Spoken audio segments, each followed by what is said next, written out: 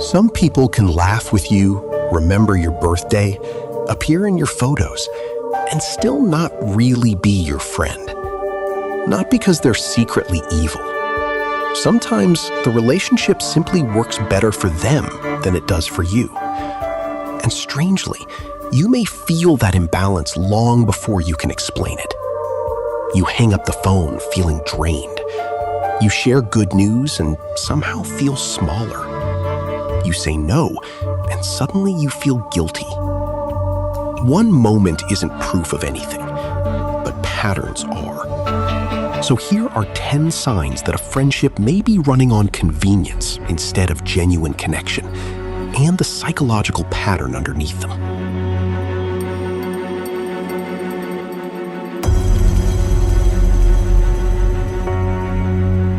Think about someone you call a friend.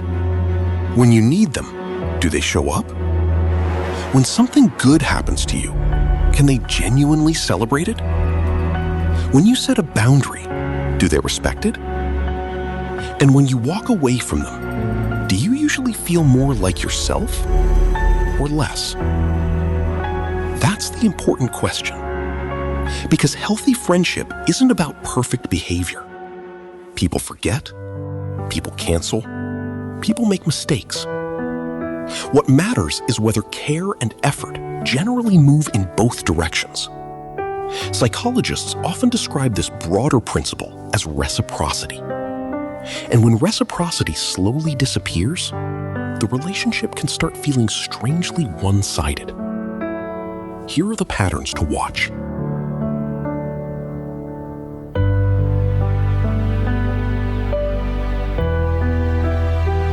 You haven't heard from them in weeks.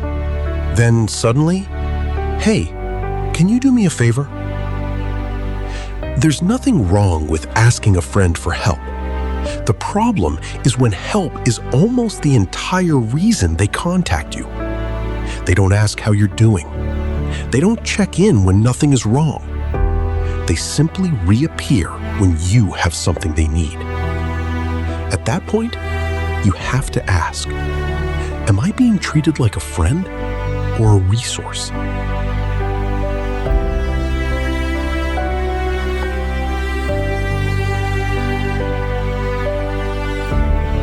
You tell them something you're excited about. A new job, an achievement, a relationship, something you've worked hard for. And instead of sharing your excitement, they minimize it. Oh, nice. Then comes the comparison. My friend did something even bigger. Healthy friendship allows your success to feel good to the other person. Psychologists have studied this kind of response as active constructive responding, showing genuine interest and enthusiasm when someone shares good news.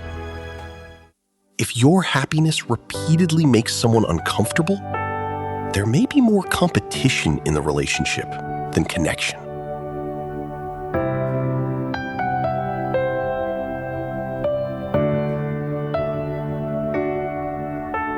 They tell you everyone's secrets: who cheated, who lied, who is struggling, who said something embarrassing. And because they're telling you these things, it can feel like intimacy. But ask yourself, if they treat other people's private lives as entertainment, why would yours be different? Trust isn't only about what someone tells you, it's also about what they choose to protect.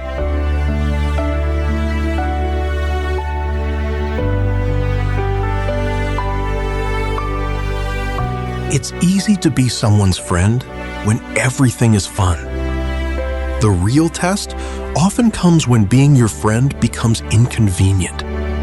You need support. There's conflict. Someone treats you badly. You're going through something difficult. And suddenly, they're nowhere. A healthy friend doesn't have to blindly defend everything you do. But there's a difference between disagreement and abandonment. When someone consistently chooses their own comfort over the relationship, pay attention to the pattern.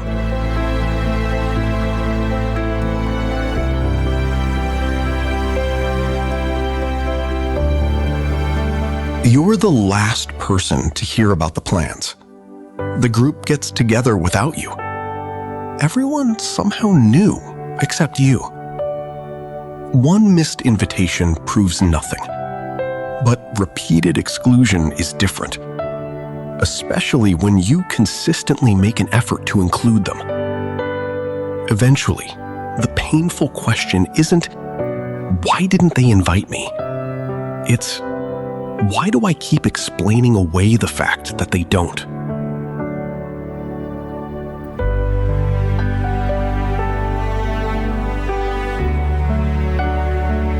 You finally open up, and they respond. You're overthinking it. It's not that serious. Other people have it worse. Sometimes people say these things because they don't know how to respond. But repeated dismissal can teach you something dangerous: to stop trusting your own emotions. You start editing what you feel before you even speak. You become quieter around someone who was supposed to make you feel understood. That's not emotional safety.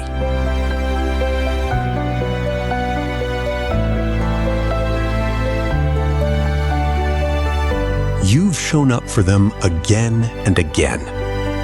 But the one time you couldn't, they remember.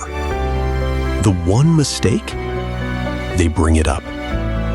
The support you've given them, somehow that becomes expected. Healthy relationships leave room for context. People make mistakes.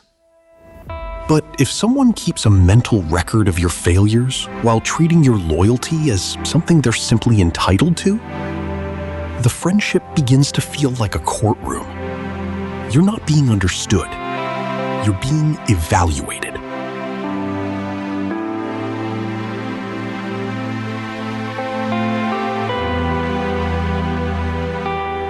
You say, I can't do that today. They pressure you. You say, I don't want to talk about that. They keep pushing.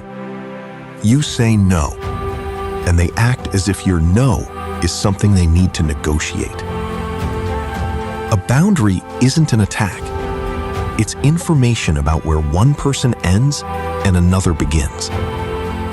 Someone doesn't have to like your boundary to respect it.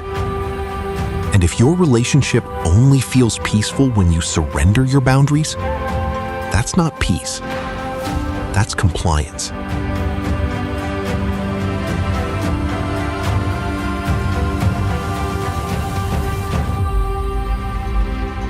You finally say, that hurt me. You're trying to explain, not attack. But somehow, the conversation turns into a trial of your behavior, your tone, your reaction, your timing, everything except what actually happened. Healthy conflict creates curiosity. Help me understand. Unhealthy conflict often creates defensiveness. How do I make this your fault? One difficult conversation doesn't define someone. But if every attempt at honest communication ends with you apologizing for bringing up the problem, pay attention.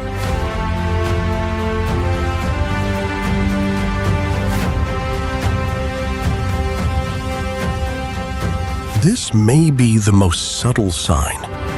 The pictures look perfect. The captions sound meaningful. Everyone thinks you're close. But when the camera disappears, the connection feels hollow. You don't feel understood.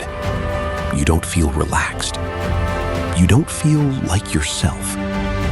You're maintaining the appearance of closeness without experiencing much of the closeness itself. Because proximity isn't intimacy. And being included in someone's life isn't necessarily the same as being valued in it.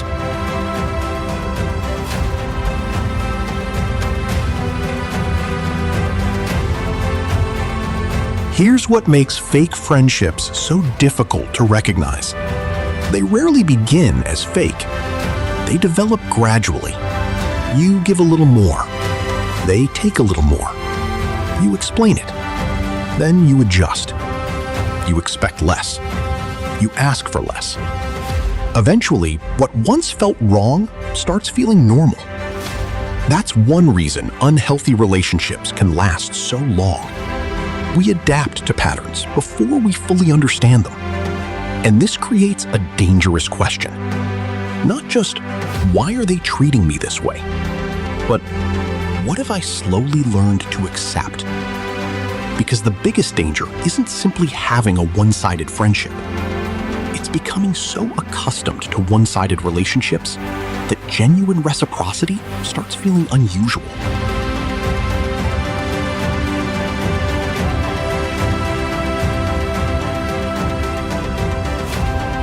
So what do you do? First, look for patterns, not isolated mistakes. Don't label someone a fake friend because they canceled once or reacted badly on one difficult day. Look at the relationship over time. Second, run the reciprocity test. For a while, stop carrying the entire relationship. Don't punish them.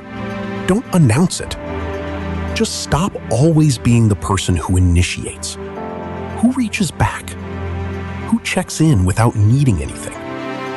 Who notices your absence? Sometimes the silence gives you information. Third, set one clear boundary. You don't need a dramatic confrontation. Simply say what you need. Then watch what happens. Not just what they say, what they do next. And finally, stop measuring your worth by the size of your circle. 20 people who know your name aren't necessarily better than 2 people who know your heart.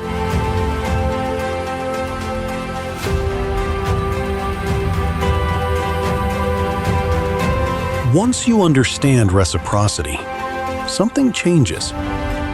You stop asking, why don't they treat me better? And start asking, why am I continuing to participate in a relationship that repeatedly makes me feel unseen? That question can hurt, but it also gives you your power back. You can't force someone to value you.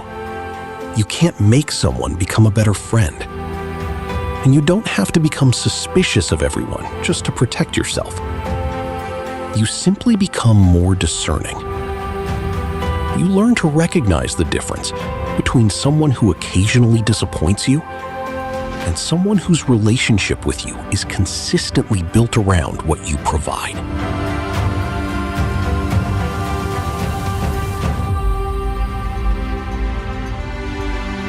Because real friendship was never supposed to feel like a performance.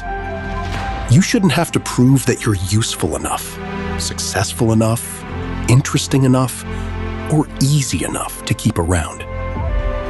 Real connection leaves room for your boundaries, your mistakes, your success, your difficult days, and your real personality.